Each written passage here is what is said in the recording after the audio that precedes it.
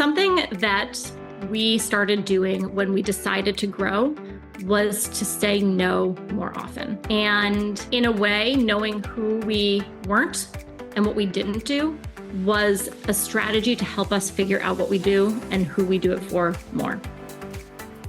I'm Melanie Barr. Welcome back to the She Built It podcast, your go-to place to empower you to live the life and business that you crave.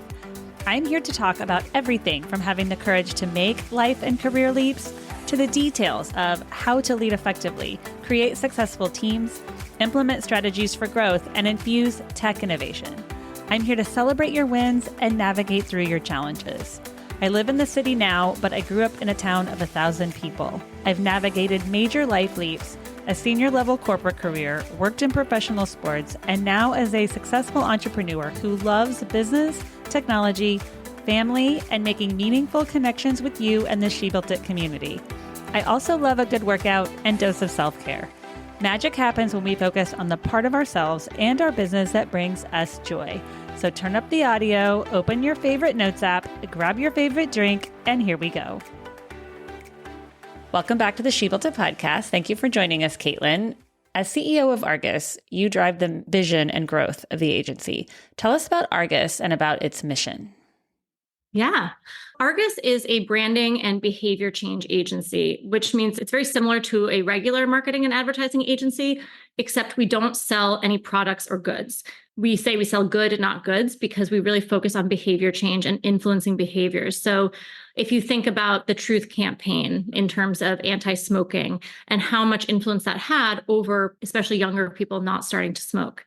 So we look at stopping behaviors, starting behaviors, changing behaviors, and we're often working with clients that work with underserved or underprivileged communities. So we also focus on making sure that we're really listening to the audience, going to meet them where they are. And when we do branding, we also want to make sure that equity lens is brought to the branding we do. So everything we do is based in social marketing, which is looking at behavior change through marketing and communication. And are there specific campaigns that you're working on right now that are at the forefront of what you're doing? Something that we're doing that is really at the forefront is around problem gambling and gambling in general. We have been working on gambling and understanding what it means for people to become addicted or to have addictions with gambling or to have it be a problem in their lives, especially now when suddenly sports betting is everywhere. It is something that when we started working with different organizations 5 years ago, almost no one had heard of it. No one had heard of the fact that gambling could be a problem. And as we started doing research and uncovering, especially someone who has had addictions with alcohol or drug use, realizing they started gambling and it was that same itch that they were scratching, and realizing that it took over their lives and could have such devastating consequences. And so it can be very fun, just like having a drink of wine can be very fun. It can be very social. It is not a problem in and of itself, but certainly can be for some people. And so our work around gambling and saying, let's talk about the risks. Let's normalize the conversation that this can be a problem for some people. And now that sports betting has become so ubiquitous and youth and kids have such access to it, we're starting to see that normalization of that conversation happening, which was not the case a few years ago. And I've had close friends who have been impacted by gambling and online gambling. And then I would also think that tech would play a role in that, as we are just so used to getting everything so fast and such easy access, like you mentioned. Absolutely. And we're seeing that with youth as well.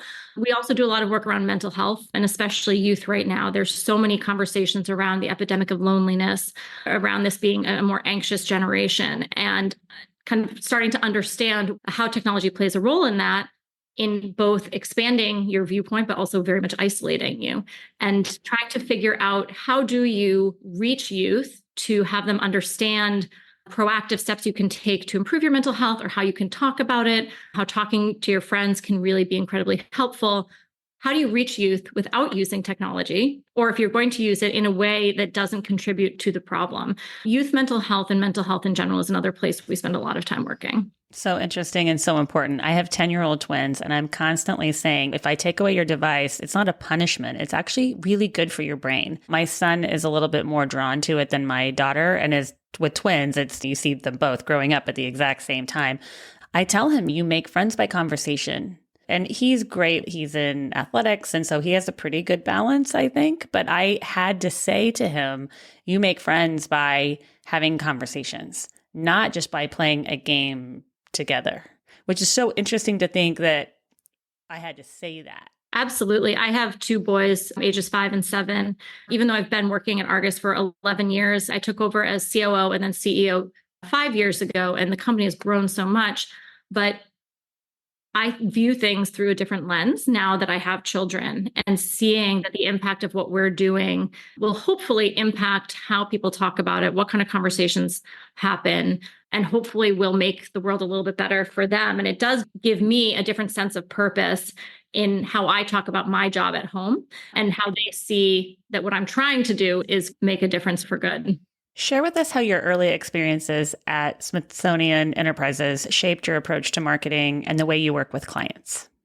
Smithsonian Enterprises was my first job in marketing. Before that, I worked as an administrative assistant for a giant real estate company. And what I really learned there was that I needed to show my interest and put my time and energy behind the opportunities where I really wanted to get to that next place, that next level.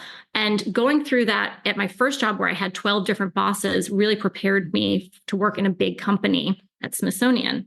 And one thing that I loved about working at Smithsonian that I didn't realize until I didn't have it at my next job was that every day I could, no matter how good or bad my day was, the mission mattered to me.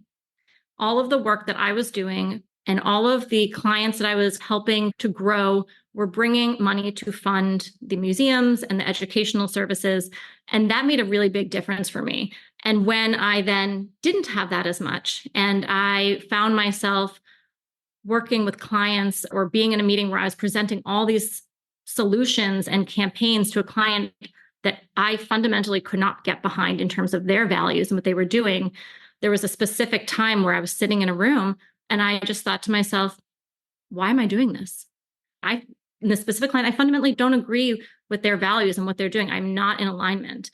And so when I moved, I was looking for one thing and one thing only, and that was an agency that aligned with my values of wanting to make sure that the hard work I was putting in, I want the outcome to be something I'm proud of and something that I can feel good about at the end of the day. And so finding Argus was really magical for me in terms of aligning my wanting to do hard work, wanting to succeed and grow something, and also wanting to make sure that the outcome was positive for the world.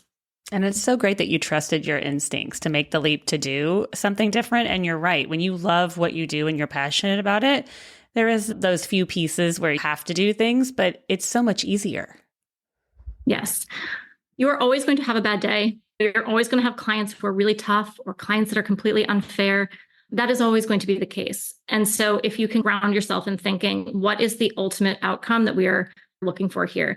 What we say to ourselves is who wins when we succeed? And that is how we figure out who to work with our clients. We want the audiences to win when we succeed at our campaigns. So if it's one or two more people understanding that there is a helpline for gambling, if there's one or two people who are talking to their friends about mental health or something around disabilities, or understand that there's a community health center near them who can really help them with what their needs are, we've done our job. What strategies have you implemented at Argus that you believe contribute to its growth and success in a competitive marketing landscape? Something that we started doing when we decided to grow was to say no more often. And in a way, knowing who we weren't and what we didn't do was a strategy to help us figure out what we do and who we do it for more. This took a lot of discipline, because when you are looking to grow a company and that is a goal, saying no to incoming money is really tough. But I knew that the people that I was bringing on board were on board with the mission and the vision of the company. Nobody was going to work at Argus unless they were aligned with the idea of working with organizations that close gaps around equity with health, wealth, climate, culture, and education. And so there's a bit of a contract you have if you are going to put that stake in the ground that you are going to live by that as you move forward. So the first thing was saying no to clients that didn't fit what we were doing anymore. And then the second was hiring people who were fully invested in the mission and understood that there was going to be some learning. Most people who come from other ad agencies, they don't know what social marketing is. Everyone thinks it's social media, but being able to teach people what it means to lower a barrier in order for someone to be able to stop a behavior that might be impacting their health negatively, or how to host a focus group in a community center or in a recovery center is very different than bringing a group of people to a focus group center with two-way mirrors, because we need to be with the community in the community. So hiring the right people, saying no, and then really focusing on the work, really making sure that our processes internally made sense for who we were becoming, not just who we were at the moment. In this growth of going from 10 to 30 people over a few years, every 5 or 7 people we brought in, we broke our own processes. And so suddenly we'd have to say, oh, we need to relook at everything we just built because we brought in a new department or a new expert on this. And now suddenly my ability to rethink consistently and not have the sunk cost theory where, oh, I put in all this hard work, I think has been incredibly useful, because that's how you get to that next level, is by saying, okay, where are we now? And what do we need to do to get to the next level? Not where were we a few months ago. And going back to saying no, it's so smart, because when people look at you, it's hard for a company to try to be everything to everyone. And from a marketing perspective, you can easily look at what you're doing now and say, oh, okay, I understand the missions that they're getting behind. Exactly. Saying no. And you said this earlier, but trusting your gut when it comes to clients and people, knowing when something's not going well, to pull the plug and say, hey, this isn't the right person. We're not aligned in our values. This isn't the right client. We're not going in the same direction. Obviously, you want to give time and grace for things to change and to have the conversations, but there's a point at which you know this isn't going to work out, and that's not good for you, and it's not good for me either. And so let's move on from that. And I do think that the first 1 or 2 times that we said no, it was a little bit of hold your nose and jump in and hope for the best. But then it worked. And it's okay, we can do that again. And building on, you have those instincts to start with, but then you build experiences that make you trust your gut more and more. And that was very key to allow myself the ability to fail sometimes and then see where I succeeded and where I didn't. And trusting your gut is so key, because think of all the times when you didn't. We've all been through that. You're right. It's like a muscle. The more you do it, the more confident you get in trusting instincts. And now that we've grown more, we have a senior team and we have people who have been here in the new Argus for a while, transferring that to other people and say, okay, now it's time for you to trust your gut. I would do this one way, but my way is not the only right way to do it. And also, there's often 10 right ways to do something. And so you have to do it and then make it the right answer, as opposed to trying to spend so much time thinking about what is the exact right thing to do. The idea of behavior change marketing, there aren't that many agencies that do this. There are some, certainly, but there aren't that many. There are times where we are figuring out how to do something that maybe hasn't been done before, something new like problem gambling. And so we have to take the time to really be intentional and also know that this is marketing. We can change it. We can do it again. This is not brain surgery. This is something where actually trial and error to a certain extent is important. That's why we do testing. Things are digital now. There's a lot you can do to optimize along the way.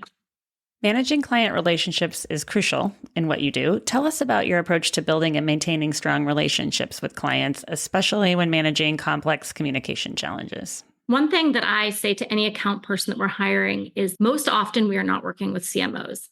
We are working with someone in an organization, an executive director of a nonprofit, someone who used to be a nurse, but is now taken over the operations as well. And somehow, because they're understaffed, got thrown into marketing as well. There are so many people who we work with who marketing is not their expertise, but they are experts in their organization, in their line of work. And so more than a big ad agency that works with big brands, we have to really bring our clients along in the process and not assume that they know about marketing and advertising, but also understand that they are bringing a different perspective that we need to know as well.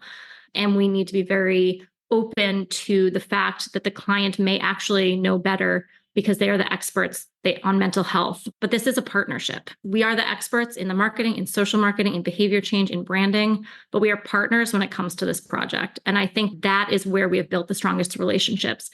And I expect the same from our clients, for them to be honest and straightforward and direct with us, because again, when it's working well, it's working really well. And that's where I want to build from. I love how you've flipped the thought process to where you're looking at the issue and marketing from there instead of taking maybe a traditional marketing approach. It's been very important for us because what we want to do, the purpose of Argus, is to bring world-class talent to world bettering organizations. So often you see nonprofits or public health campaigns where the creative just falls flat. They spend so much time, the messaging is right, the intent is right, but it's like a dusty pamphlet in a doctor's office that no one picks up. And so our goal is to find people who worked at world-class agencies and bring them here and have them do the creative for this, so that when you're driving down the highway and you see the billboard, it gets your attention the same way that DraftKings would or Dunkin' Donuts would. And so to do that, we really needed to understand the issue and get people to care about that, especially after the pandemic. There are so many people who want purpose in their life now more than ever. And they say, I am an expert. I have all this experience. Let me use it for good. I think the more we all get into tech, the more purpose we're all looking for, because we lose that human connection to a certain degree. People are working from home, people aren't connecting, and then we wonder why there's an epidemic of loneliness. We are in person, we're hybrid, but we're in person 3 days a week. And we're really upfront about that. As a growing company, we want people to understand the DNA of who we are, not just what we do.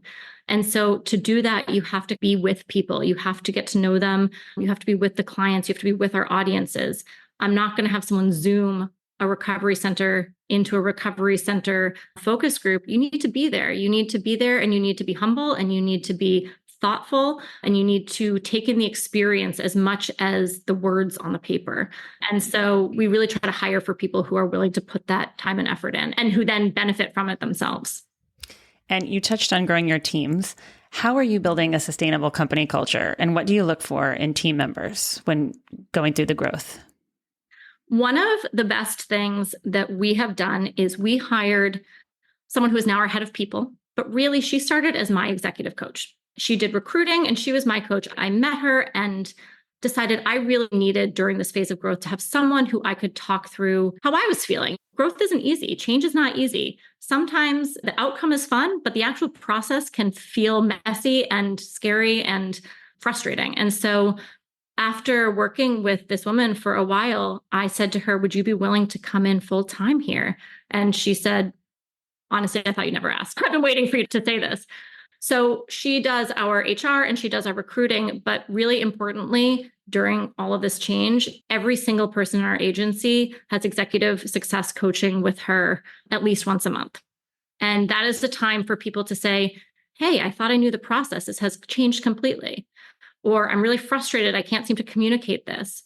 And so we've opened that door. And there are times where I know we've opened that door, and I, as the leader, have to be really open to hearing things that in another company I would never have to listen to, which is humbling. But it also has changed our culture, because when we say we want people to grow here, we mean it. When we say we can have difficult conversations, we mean it. That is so great, because we all need someone to talk to that's not our family member, that's not a coworker. It's so smart that you've implemented that strategy. It has been incredibly successful. And also it makes people more willing to have conversations with each other. I truly believe in Brene Brown's clear is kind. And the other part of that, which is unclear, is unkind.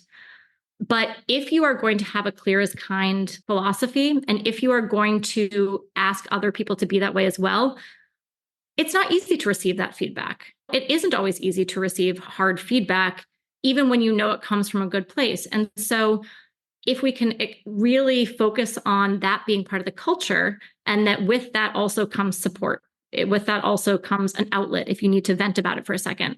If it also comes with the support of how to get there, it's a lot easier to have those expectations, because we're all doing it together. And also, feedback goes every which direction here. It certainly comes back to me as well. And we all want to be seen and heard. And we're so much more vested in our work when we're that way in the workplace. Something that I feel like we've lost as a culture is the fact that when you're working 40 hours a week or more, those are the people who you're with the most.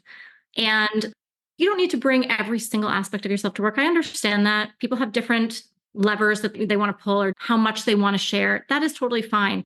But there should be a sense of safety and growth and opportunity and camaraderie, and having the people at work be a pleasant aspect to your day to day. And we have people who have become good friends. And I do think that the purposeful work and the ability to openly talk to each other and give feedback and understand that we're all working towards the same thing has been really wonderful for being able to get through the harder times where the change has been messy. Because certainly there have been times where I look around and think, oh my gosh, what am I doing?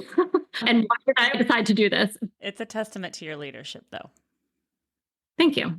Magic happens when we focus on the part of ourselves and our business that brings us joy. What is one way that you make sure to find and live your joy? As the company has grown and I've become a little bit more out of the work and more not in the day-to-day of the work as much, I make sure that each week I'm diving in and solving a problem with staff because I love doing that. That is where I feel like I can bring my magic, is in solving problems and really sitting in it with whoever I'm talking to, because in that you can see them grow. I think that being a mom and being a CEO, something I've realized is that when I look at my kids, I think you're so wonderful and you are learning and growing. You're doing all of these amazing things. And they look at me and they're like, you're my mom. You feed me dinner. You put me to bed. You make sure that you drive me to practice on time. And that's okay. That is the relationship. And so I've really been able to take that and look at with my staff too. I just want them to know I'm going to be here every day. I'm going to be here when something's tough for you. I'm here to problem solve with you. You don't need to look at me and think, oh, I love being here every day. You're not going to love being here every day, but I love running this company and I love seeing people grow. I love seeing someone who's been here for 5 or 7 years completely change and be able to do something totally new. It is magical to see that. And so that is where I get the joy here, is really having people who stay and grow and bring their whole selves to work. And that is where I find so much satisfaction in being here. Such good advice. And I love how you're relating that thought process with the kids to employees. Because as long as you're doing the best for the company, that's going to be a win. They might not love every conversation or every interaction, but you being there for them is going to make a huge impact and change. Just like it is as a parent. It changes your perspective. You realize that how you receive joy is different than it used to be. Seeing the magic of your kids growing and learning something new is magical in and of itself. Thank you for joining us today, sharing all of your wisdom, introducing us to Argus, and for all of the incredible impact that you're making in the world. Please share with us how and where we can find you. Our website is thinkargus.com, and you can find us on LinkedIn and on Instagram at thinkargus. Thank you for joining us today. I'd love to hear from you. Reach out to me at hello@shebuiltit.com, on our She Built It website, or at She Built It on social. Thank you to my editor, Rich Streffolino, who always makes us sound good. Until next time, let nothing stop you from experiencing the life and business that you crave.